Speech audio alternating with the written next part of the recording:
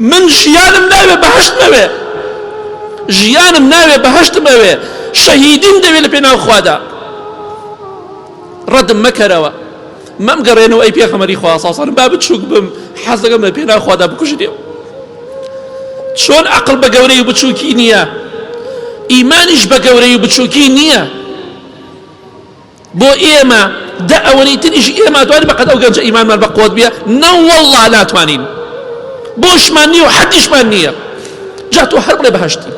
یەکێتر لە شەهیدەکانی غەزای بەدر ئیمامی عومەیرە کە باسمان کرۆ جارێکی تریش.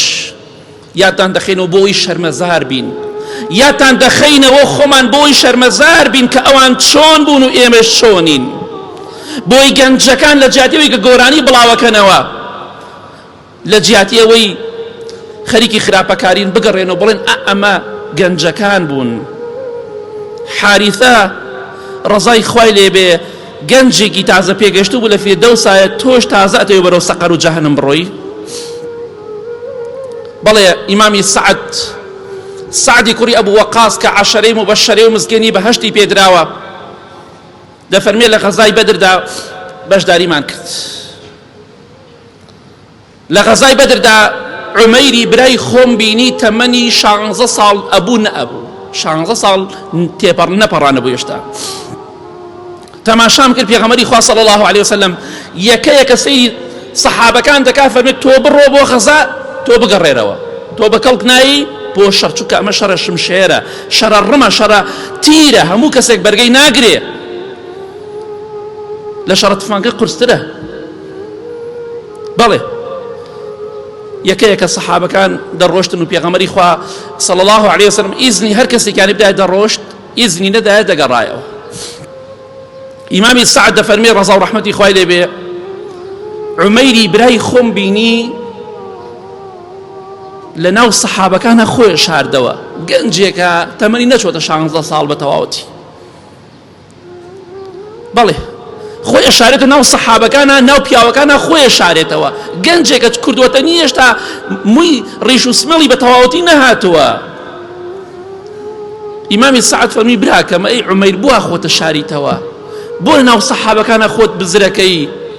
فەرمی ئەی براکەم ئەی سعد، واللهی حەزەکەم لە پێناو خوادا بکوژرێم،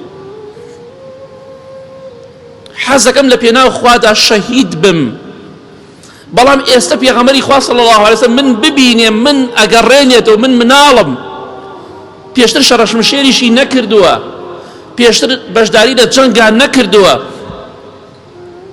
گەنجێکە لە هاوشێوەی ئەو گەنجانی کە نوێژی بەیانی ناکەن، لە تەمەندا هاوشێوەی ئەوانە کە نوێژی بەیانی ناکەن و هەتا بەیانی خەریکی یارین و دەخەون و نوێژی بەیانی نیوەڕۆژ ناکەن و عەسر هەڵەسن عەسریش ناکەن.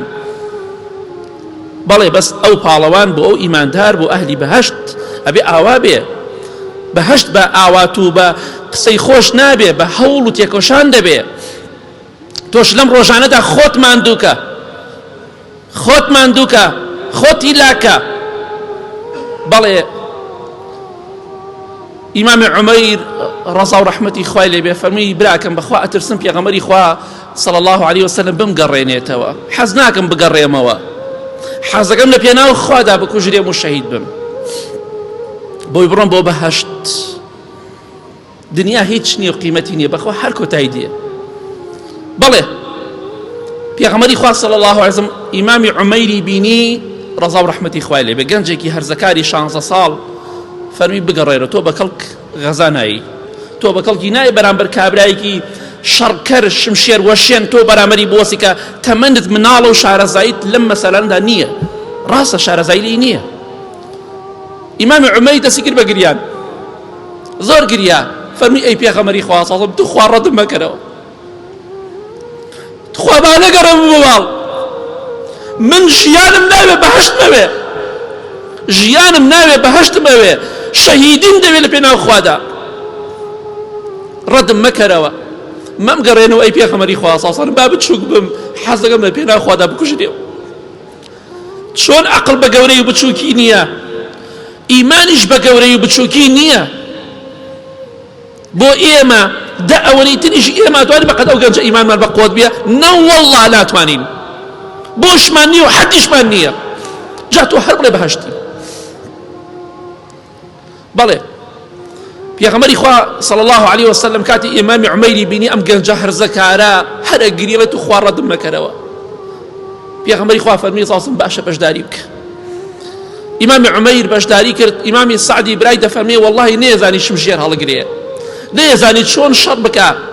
هەندێشتم پێوت وتم ئاوا بکە و ئاوا بکە، بەم شێوەیە بەرامبەر کافرەکان بوەستە. هەندێشتم فێر کرد. بەڵێ ئیمامی عومەیر بەشداری کرد، بوو بە یەکێک لە چواردە شەهیدەکەی غەزای بەدر. یاخوا ئیمامی عومەیر بەهەشتت پیرۆز بێ. گەنجە خۆشەویستەکان چاو لەمانە بکەن، لە جیاتی نێرگە لە خواردن تەقوای خوا بکە، لە جیاتی ئەوەی کە لەگەڵ ئافرەتی خەڵکدای و شەرەف و نامۆسی خەڵکی لەکەدار دەگەی و زینا دەکەی لە خوا بترسە، لە جیاتی ئەوەی گوێ لە گۆرانی دەگری گوێ لە قورئان بگرە، لە جیاتی ئەوەی نوێژ ناکەی نوێژ بکە و خوا بناسە، وەکو ئەوان بە خوا لەگەڵ ئەوانە حەشرت ئەکا.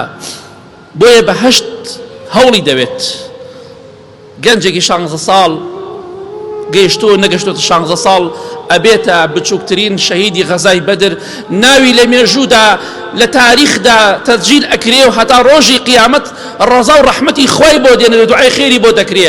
تۆش کارێکی وەها بکە لە ڕۆژی قیامەتە لەگەڵ ئەمانەدا کۆبیتەوە لە بەهەشتا بە ئیزنی خوا.